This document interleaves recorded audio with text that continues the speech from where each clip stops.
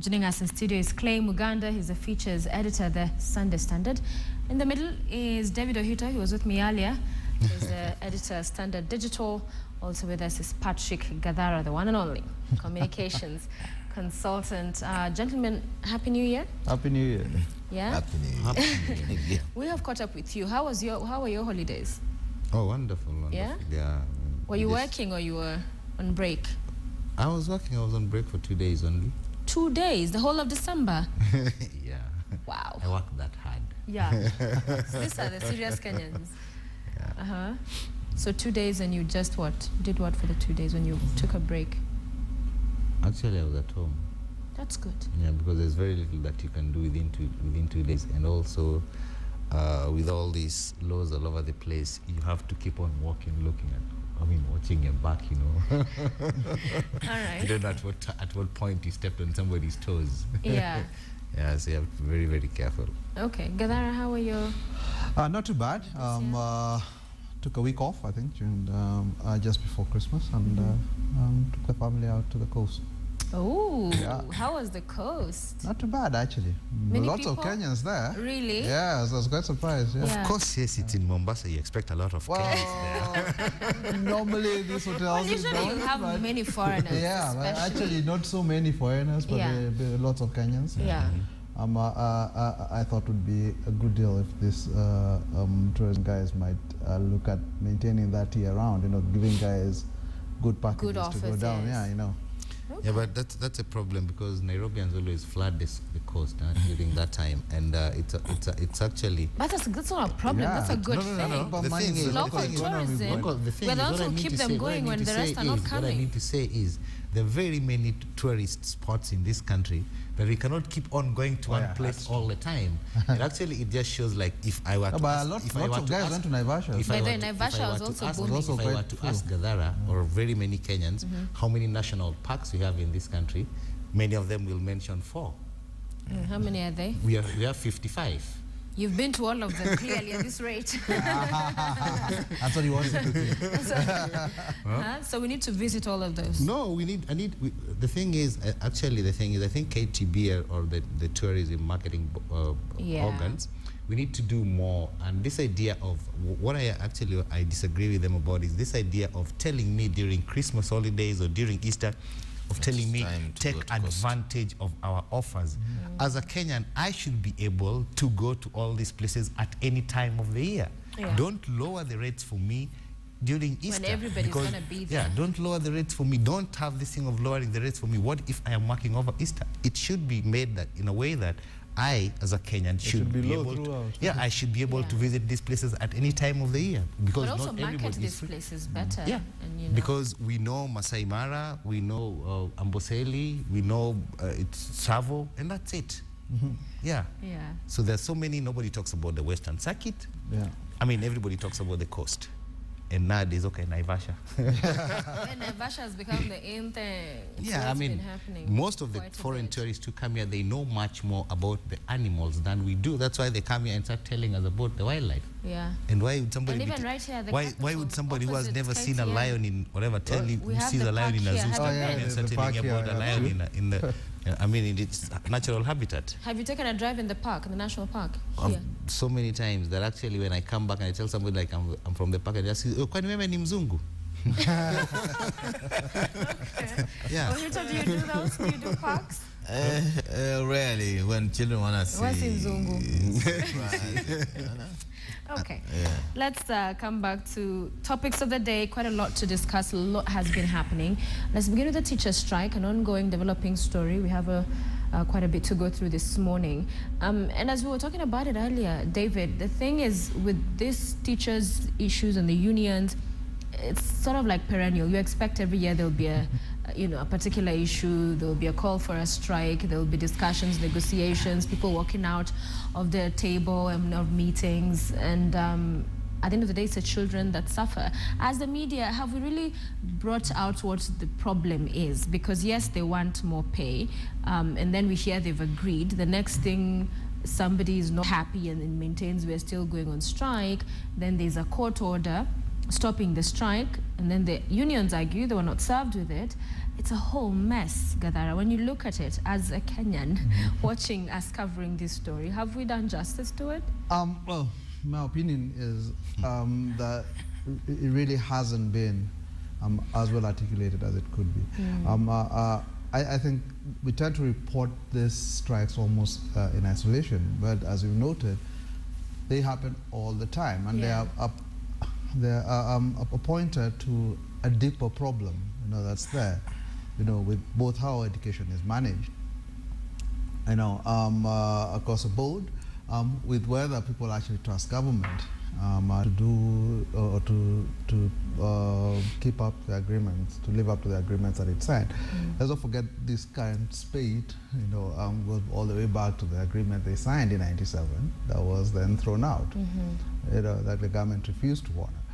So there are issues that I think need to be articulated. I think it also needs to be seen within the whole rubric of the entire policy we have towards education, because teachers are just one element, but education across the board is having problems. We can't supply the laptops, or government seems to think is a solution to everything. You look at the standards of the quality of education, so that even these teachers, when they are actually in class, or when they're not on strike, they're not actually in class. Half the time, according again to government statistics, half the time they're not actually in class. They're out doing other stuff. So I think it needs to be seen within the entire context that we've lost the plot when it comes to education. I don't think the media has done enough to paint that context to help people understand. Hito, I know you're the digital editor. Let's stay away from the phone a little here. Why is it that we're not drawing those linkages in as far as this story is concerned? Because it's not the first time we're talking about a strike. In December, we were having that same discussion. Over and over again, we keep talking about the same. Yeah, teacher strike remains one of the biggest threats and risks to learning in this country, and in particular relation to public schools, which explains why a number of middle classes are taking their children to private schools. And it tells you there's a bigger problem within the education sector in this country. If a country cannot offer its citizens education, then I think the administration in that country has very many questions they need to answer.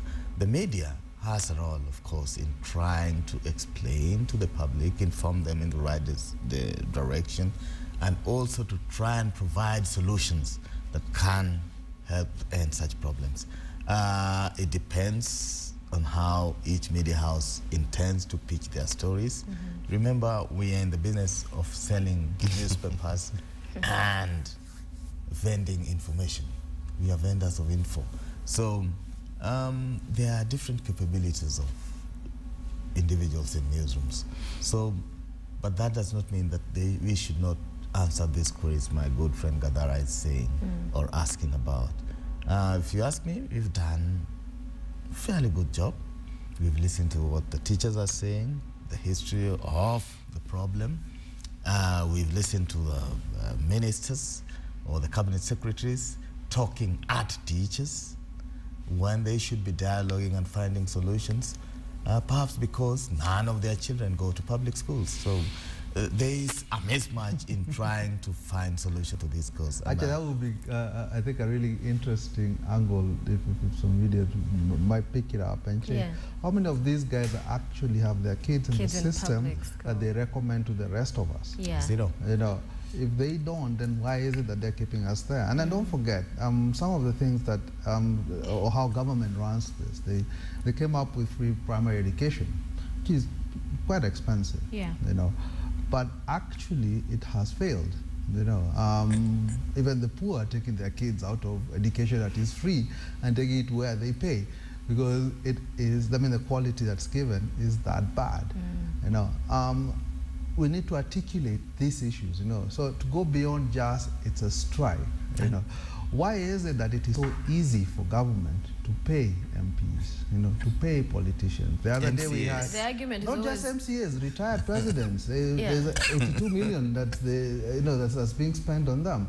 And here's my problem is, it's easy to find money where politicians are the ones getting. They always use the argument that the teachers are way more. The numbers are well, big. but if you look at I mean, that's what they say. Yeah. But if you look at the sums that these guys are taking, at the end of the day, yeah, you know, I mean, they are fewer, but they're taking huge amounts of money. You know, that actually can be spread out. Yeah, can be spread out. And which is why they were busy killing ranking of schools, because when you rank schools, you will not see a public school.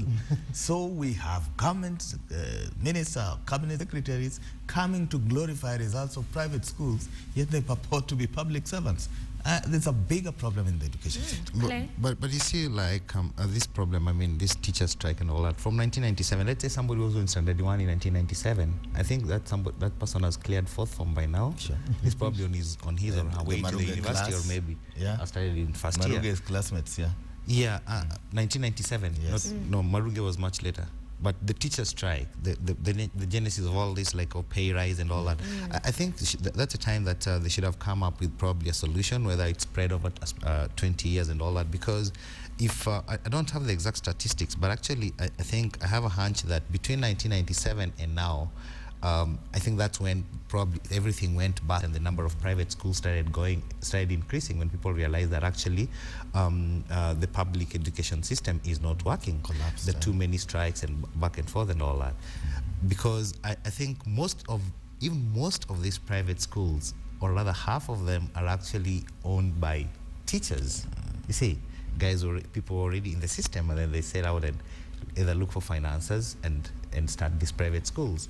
So I think something needs to be done, but it's actually because they don't give much thought to public education or public schools, because the children are not there.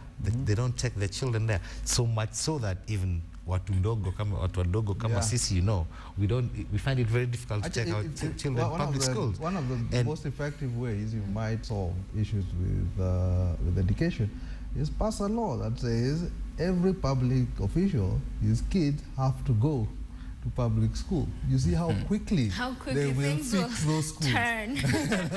Yeah, those are the best of the And best. extend that to, and extend that to medical services. Also. They will that every public servant can only go to a public hospital. Because when it touches on you, the person, then of course more focus on that. I think the sons of this former president, I think that in primary school they must have been were they in public schools? I think so.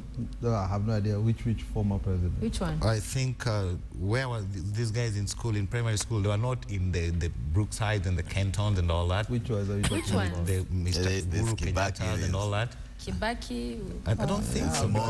I don't think they were in private schools. Well, go and check today and see how many of them have. You know, and the other thing is, I think the media also needs to go back and look at the history of this. We've got the Coach report that nobody ever mentions, you know, which I find very sad. We spent about I think it was 1.2 billion, something like that, you know, to look into what are the problems with, and actually one of its mandates, or its core mandate, was to come up with an education system for the 21st century. Boss, we don't look at reports. And what happened was, and it was Kalonzo Musyoka at that time, who was the education secretary, who said it is too expensive to implement. And a few years later, they could afford to do free primary education, which messed everything up. You know, so the fact is, if we go back and if our politics becomes about solving problems, you know, if we look at education, not so much because we want to earn political points by providing laptops, you know, gimmicks, but we actually become serious about sorting problems, about articulating what these problems are. The solutions are there. Yeah. You know, it's just that we refuse to go back and look at them, you know. So largely our reporting has been shallow, focusing on today there's a strike. I think it's a little bit, because these teachers back and forth, I don't think it's been that shallow, but I think that there are far too many issues, and I mean, it's been so long. The media is overwhelmed. I was just about to say that, you know. When it comes to this teacher strike, I think that, no, because you cannot actually put the blame wholly on the media. I think, because what are we supposed to do? Call these old men and tell them sit down and sort out this issue? Go to class. I think it's just really about but I think when when it comes to reporting and talking about this thing and that they need to sort it out the way we're doing now, that actually fix the public education system and then take, I mean, how many times do we even ask these same questions? Like, how many of them have the kids? Well, was the last time anybody spoke about the Koech report? No, but okay, fine. I was just about to tell you that. I mean, not that when I say we don't look at reports, I do not mean the media. In this country, we do all these things and then we shelve them. Yeah, but this is the thing. Is if the media is one of the core roles of the press, is to set the agenda for the nation. And this is one of, I mean, this cuts across all sectors, not just education, that the media has abdicated that role and it leaves it to the politicians. They're the ones to decide what we will talk about instead of you guys essentially saying, well, actually, this is what's important. But you see also what is happening is, even if the media sets the agenda and all that, you see, it's not just the media alone. You elect these people too. You represent. You elect but these it's people. in their interest for them not to look bad. So Claire, as I mean, so the thing is, I don't refuse. What I'm saying is this: we can report this, we can do all these things, but then after 5 years, you again go and elect the bad people. No, actually, again, and this is the problem. So you don't pay taxes. You don't pay taxes to the media. Claire, you're wrong.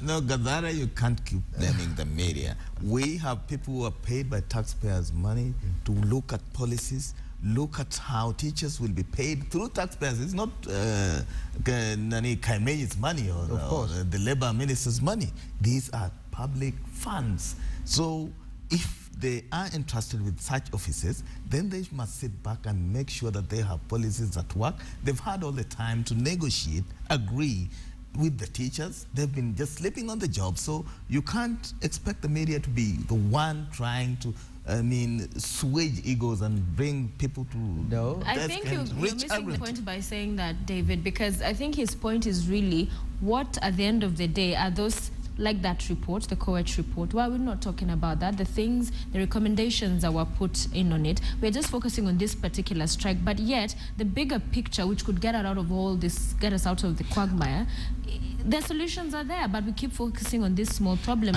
Nobody's saying the media to sort out anything. It's just to bring out again, it's to understand stories. how the system is meant to work and the role of the media. Then there's a reason why you guys are called the fourth estate.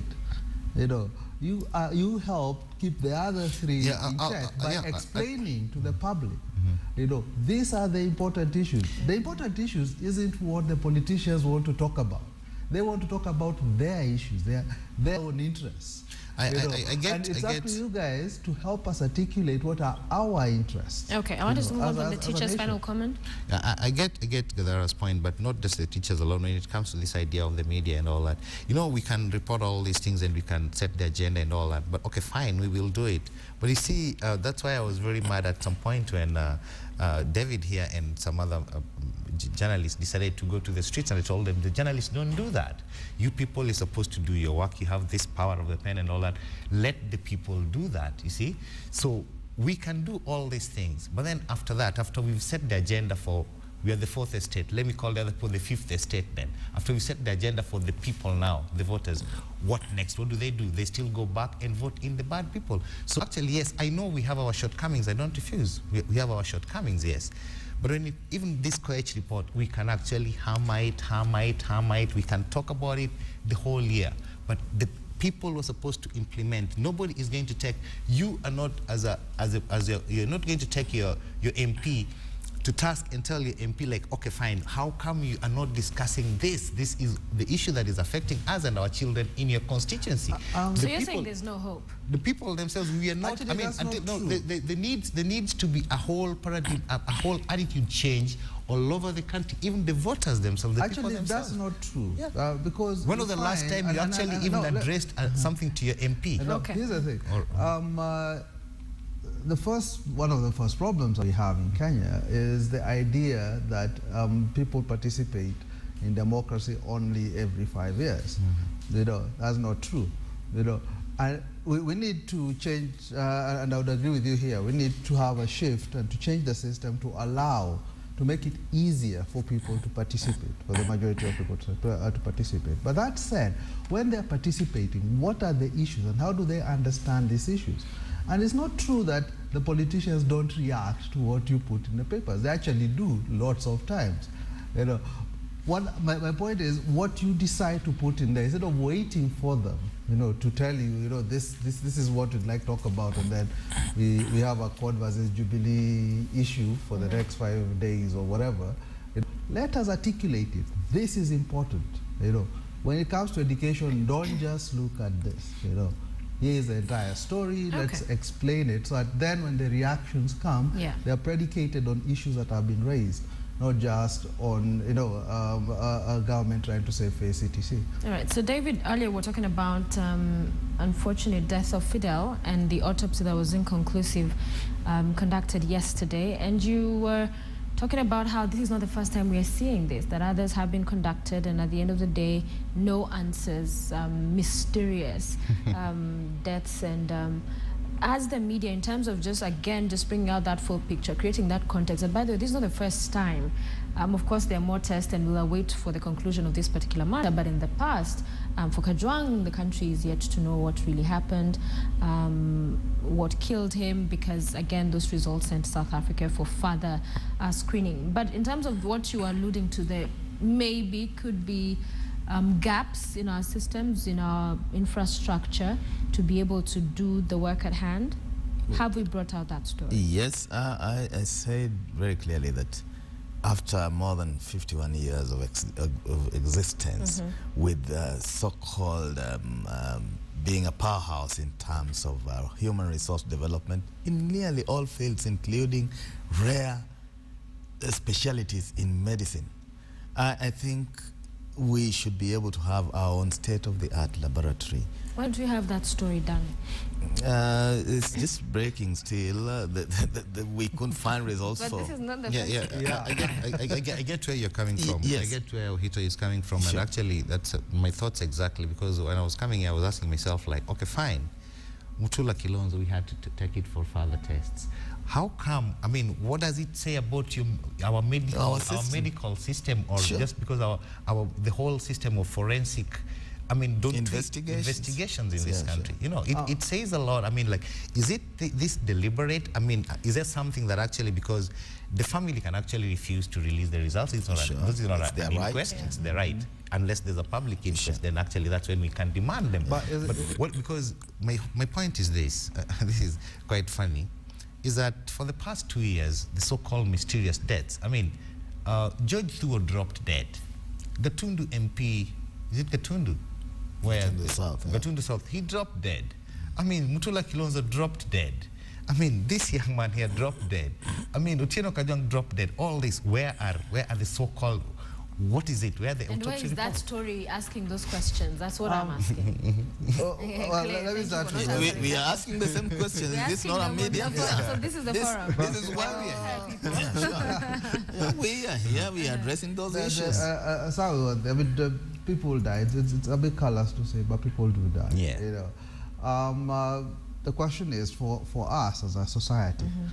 You know, when we are signing, whether it's death certificates or whatever, we want to know that there's no foul play that's happened, etc.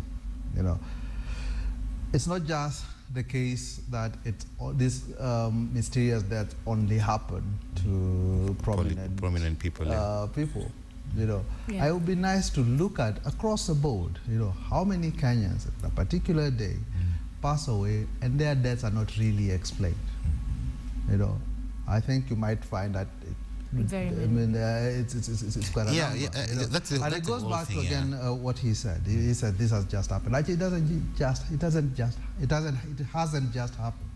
You know, it happens every day. You know, and this again takes me back to what I was saying about the media's agenda setting role. You know, if we had identified this as a problem way back, you know, not waiting till it affects the politicians and then it becomes a problem. You know, no, I think this is my thing is, again, whose interest is the media pushing? If it is pushing Kenyans' everyday interest, then let's look at Kenyans' everyday problems. You know, and say the lack of a lab is not a problem because we can't explain a prominent person's death. It's a problem because we can't explain many Kenyans' deaths. You know, very many of them. I mean, yeah, but you see, actually, what happens actually, I mean, the newsmakers, the thing about newsmakers, something actually starts probably from the top when it comes to news, you know, because, okay, you cannot explain this death. Then we start the story from there, and then we go back. That's why actually I am asking this, and that's why Ohito also raised that thing about, I mean, what does it talk about, what does it say about, I mean, are the doctors just lax that actually because nobody bothers, so they never, I mean, I think we need to, it needs something, you need to investigate the whole point, but at the whole system, but at the same time, it says a lot, even about, we were supposed to have some forensic laboratory at some point, you know, which I think we still don't have, because I want to believe that a forensic laboratory is supposed to look at the whole, all of these things. In this country, maybe I watch too much TV. I never see anything about like a case which was opened after 10 years or something that happened 10 years and then a conviction was made later. Because cold files. We don't have cold cases in this. We have a program. More or less, yeah. But you see also, because it's not just the media alone, like even, let's say, I mean, even the Kenyans themselves, your people die, or relatives and loved ones die, and then you don't get a report. I mean, you can actually also start raising the issue, like how come how did my husband or my father or what killed? You see, because the main reason of doing all these things is always to help in advancing medical research, you see. So as long as we're not finding the causes of this, then that's why we can never actually treat more diseases. We cannot find out how to tackle other diseases, because we don't actually know. If we don't articulate what the problems are, then we are very unlikely to solve them. Okay. You know, and that is, I think, at the bottom line. Yeah. What the media should be doing is not necessarily waiting again to get the lead from the people. You are the guys who make them into newsmakers. I want to say is what somebody told you the other day. I think what I want to do one of these days is bring you to the newsroom and leave you on my desk for maybe 3 hours. Right. Yes, and see how much you can. He has a column where he has never read all these Yes, I mean, and by the way, with the column, he's never read these things on his actually, column. a lot of the things I talk about, I do raise in my columns. I know, and this is my thing. Is I think I also do raise these things in my column. In general, I mean, it's sad and things what's happened to Fidel. You know, but the fact is, in a few weeks' time, this will be forgotten. Of course, yes, to use your word, it is episodic. Yeah. The reporting in Kenya is episodic. Is a few years, a few months down the line, somebody else, it will happen, and then we'll speak again about it. And then we'll forget about it. So it's this is how the reporting cycle is done. This is how we're doing it. Yeah. You know, as if in the intervening time there is no problem. You know, this is my point. So how do we change that, David, before we move on to us? Let's hear from David. You know, we tailor our products for the audiences. Until and unless the audiences start demanding those things from us, why would you bog them down with back issues? until Yes. No. let him finish. Can I develop my argument? Yes. And the way we work, if you tried to put those things on this headline, you will close this media house in 12 months. Is that the direction you want to go? That story doesn't sell, you say. Yeah, in short, it Which doesn't story? sell. The one is selling? Yeah, if you, for example, if we were doing the teacher strike when they are not on strike, it would not make sense. It would not make news. It would not be relevant. It would not be in context. So until and unless you really understand how this newspaper works, how that newspaper resonates with the buyer, with the consumer of that. But you're talking about the front page. The other pages in there. Yes. How about inside? Can that story find a place within all decisions the paper? that go into buying a newspaper are made by what is about 60–70% research findings by what is on the cover. You know, there are two things that I'd like to point out. First, on the role of the press. You know, we had a few, and I'm sure we'll discuss this later, about the media bill. I mean, about the security bill and the gagging is doing to the press. A lot of press complain about it. But what's the use of them complaining and then say that actually, if people don't, they're not going to report this? You know. The second thing is on public interest.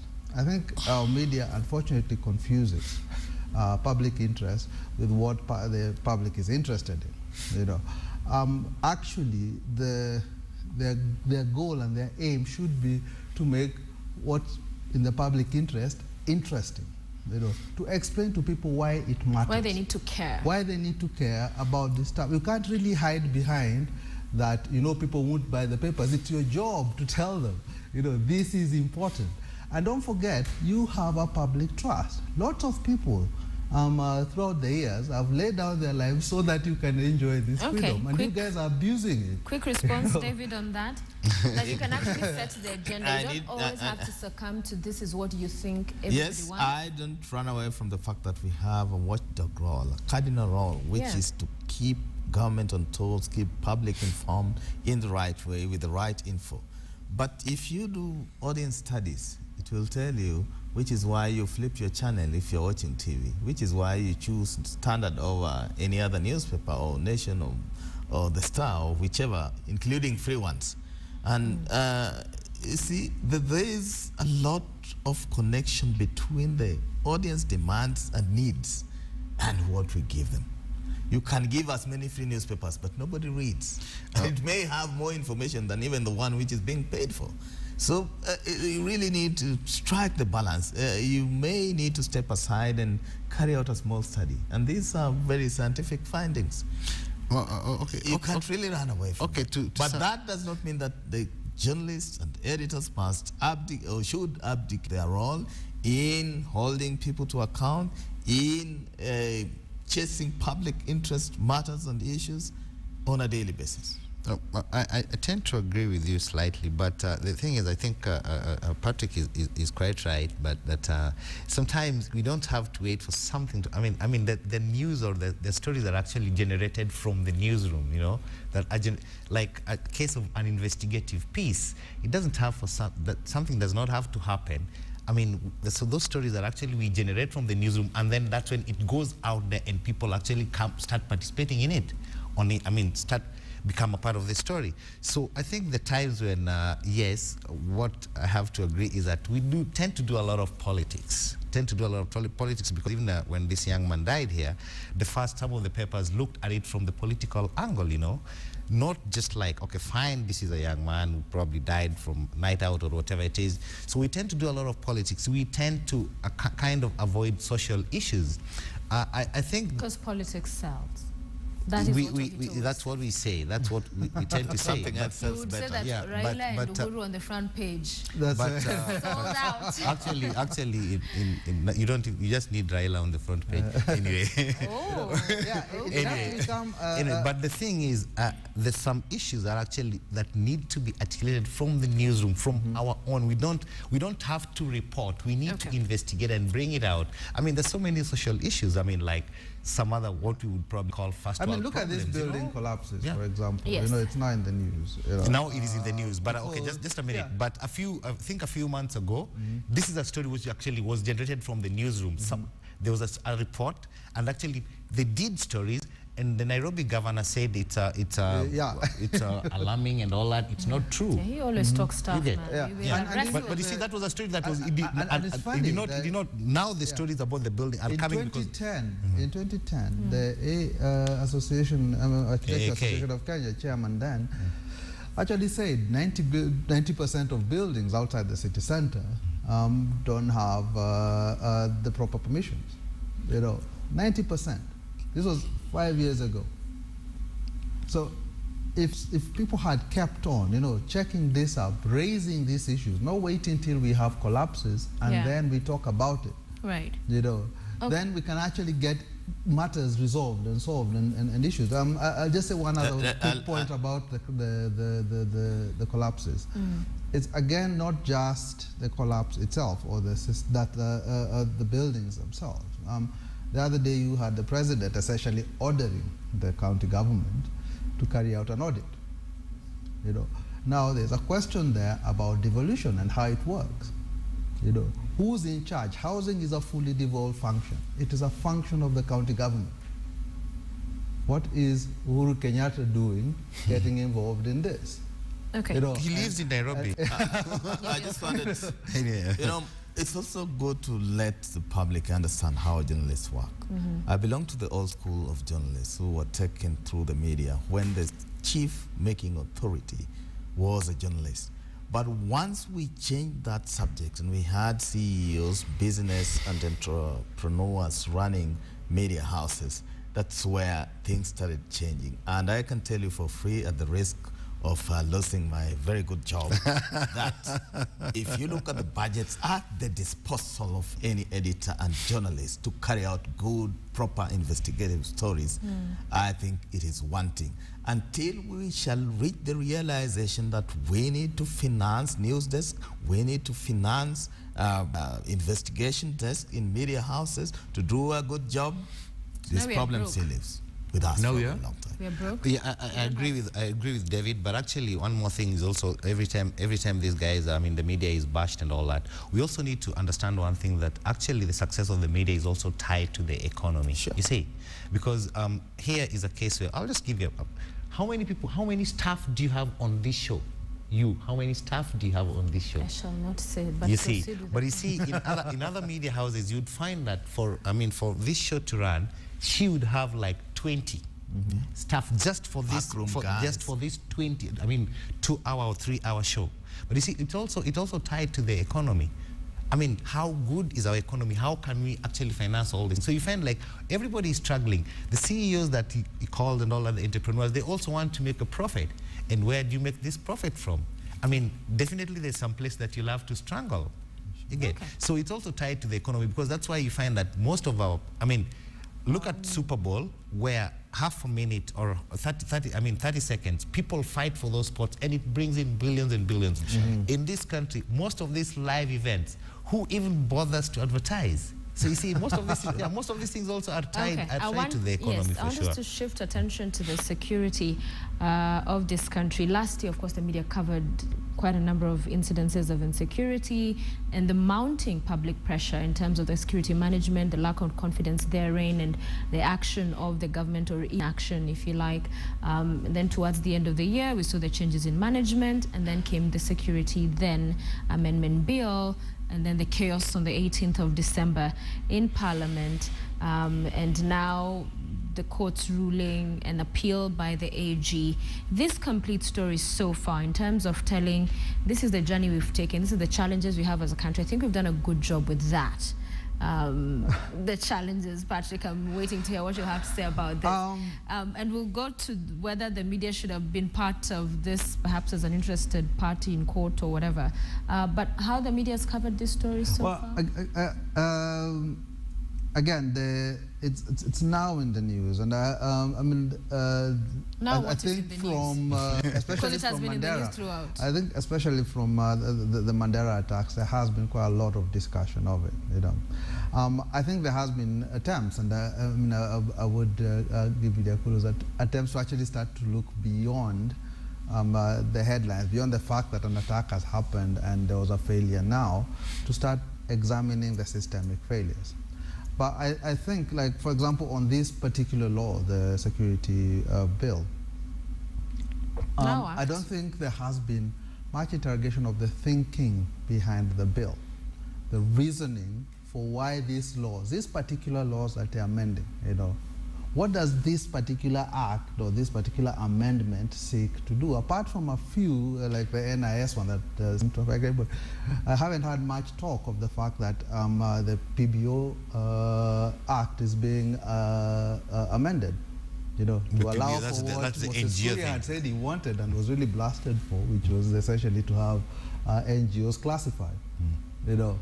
Nobody talks about it, and it makes me wonder whether people are actually going through this step by step and asking, you know, what is the reasoning? The president was given a report a week before this this bill was introduced, you know, by the from the NSC and I think the Gender Administration Committee, a committee of Parliament, any one of them. That report was the basis for these amendments, was what recommended these changes. Nobody has seen it. You know, where is it? What does it actually say? What is the thinking? Because for me, it really looks like calling this a security law is a misnomer. It looks very much like a law that attacks other things, you know, people's ability to report on what government is doing, to discuss what government is doing, much more than it goes, than it is a law to enhance security. What were the failures in security? Were they legal failures? Were there problems with the law? Or are there problems in actually implementing laws that existed? You know, these are the questions I would have loved to see coverage focused on. Yeah, I mean, focusing on much more than simply that there's a fight between CORD and Jubilee. Yeah, David, have we done that? Have we been able to question and bring out the issues, and especially just an understanding of what informed these laws and their effect? I would want to look at it that we've tried to do a good job. The thing had almost 100 clauses, you know, and as I mentioned earlier, 11 of them were deleted. But for me, the big question is the National Assembly of the Republic of Kenya. If you can have a National Assembly with 400 members and serious backup staff that still allow laws which are constitutional to be published, to be debated, and to be enacted, I mean, there's a big problem whether the National Assembly has the right people in it, both administratively and those representatives of the people. And two, and whether we have a functioning office of the Attorney General, which is the chief advisor of government, including the National Assembly. Those are begging questions, because if we can have a flawed system in the process of legislation, then we'll have flawed outcomes in acts of parliament. Okay, and we'll continue shortly, gentlemen. Let's take a quick short break, pay our bills, and we'll be continuing with the newsroom when we return. Do stay with us.